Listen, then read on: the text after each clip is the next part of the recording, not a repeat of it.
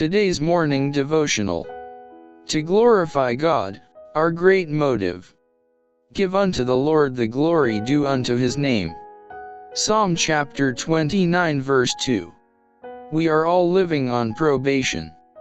Those who have passed into their graves have been tested and tried, to see if they would realize their responsibility to serve God.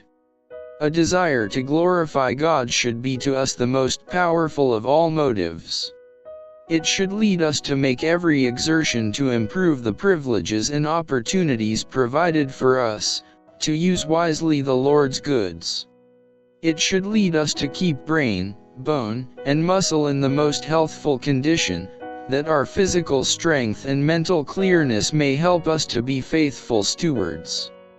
Selfish interest must ever be held subordinate, for if given room to act, it contracts the intellect, hardens the heart, and weakens moral power.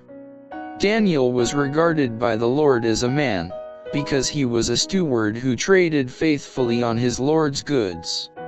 He did not forget God, but placed himself in the channel of light, where he could commune with God in prayer.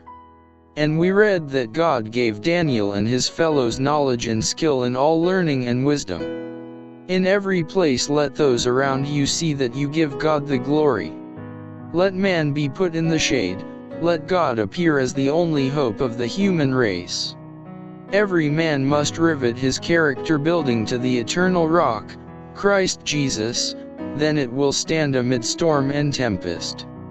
God will prepare the mind to recognize him who alone can help the striving, struggling soul. All who stand under his banner he will educate to be faithful stewards of his grace. God has given man immortal principles, to which every human power must one day bow. He has given us truth and trust. The precious beams of this light are not to be hidden under a bushel, but are to give light to all that are in the house. Truth, imperishable truth, is to be made prominent. Show those with whom you come in contact that the truth is of consequence to you. It means much to you to stand by the principles that will live through the eternal ages.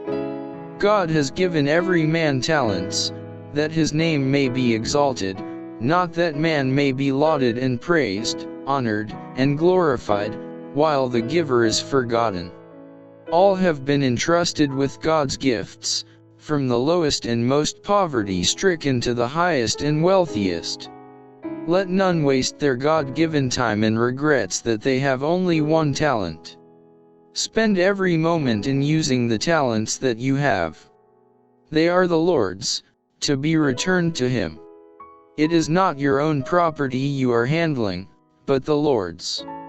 One day he will come to receive his own with usury. Faithfully fulfill your appointed stewardship, that you may meet him in peace.